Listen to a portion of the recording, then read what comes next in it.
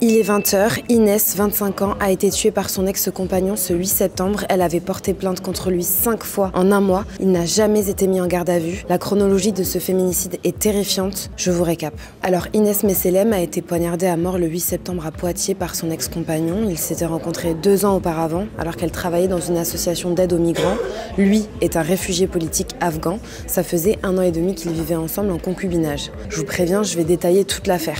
Le 10 juillet, Inès dépose une première plainte pour harcèlement par conjoint ou concubin, violence volontaire et infraction sexuelle. Elle vient de lui dire qu'elle voulait se séparer. Ce dernier ne l'accepte pas, commence à la harceler sur les réseaux sociaux, par message, et passe tous les jours dans sa rue. Dans la plainte, on peut lire « Il m'a dit que j'étais un objet que l'on utilise et qu'on jette. Il est également venu chez moi afin de me menacer de mort. Il a dit qu'il allait me tuer. Avec le recul, je pense avoir été victime de violence. La dernière fois qu'il m'a serré la gorge, c'était il y a 1 mois. J'ai saigné de la langue. Il m'a violée plusieurs fois, j'ai du mal à en parler. Je lui disais tout le temps que je n'avais pas envie, il me forçait. » Et sa déposition se termine avec une question du policier. « Avez-vous eu peur? Vous sentez-vous en danger? » « Oui, j'ai peur qu'il revienne, j'ai peur de mourir. » Le 17 juillet, elle retourne au commissariat, il la harcèle ainsi que ses proches. En une journée, il l'a appelée 17 fois, il envoie des messages où il l'insulte, la menace. Le 23 juillet, elle obtient un téléphone grave danger, un TGD. C'est un dispositif pour les victimes de violences conjugales ou de viol. Sur le site du ministère de la Justice, on peut lire que le TGD a pour vocation de prévenir les nouvelles violences. Pour la famille, d'un côté, ils estiment qu'elle est suffisamment en danger pour lui donner le téléphone, et d'un autre côté, ils ne font rien. Il y a quelque chose qui n'est pas logique. Le 13 août, il dégrade sa voiture. Elle le dénonce au commissariat.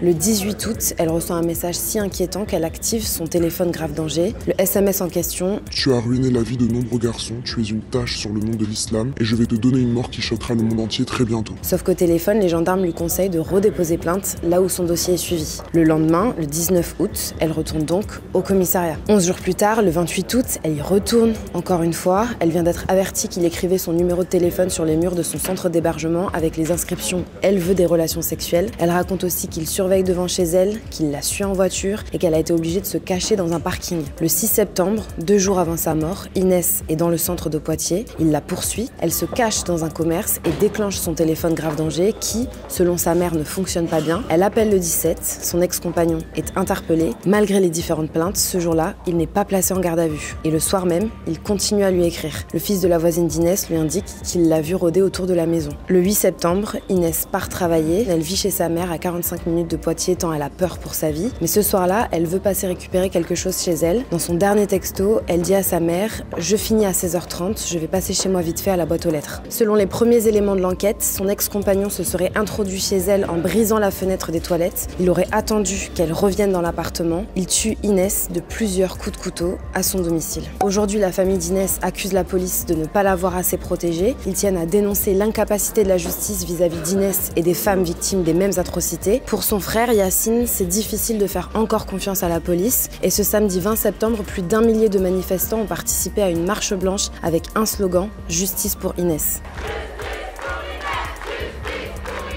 Le parquet a annoncé avoir ouvert une enquête pour assassinat et l'inspection générale de la police a été saisie d'une enquête administrative. Sur X, le ministre de la Justice démissionnaire Gérald Darmanin a réagi. À chaque fois qu'une victime demande protection aux forces de l'ordre et à la justice et que nous n'avons pas réussi à la protéger, c'est un profond et terrible échec. À l'heure où je vous parle, l'ex-compagnon d'Inès est toujours en fuite. On vous tiendra au courant sur Brut.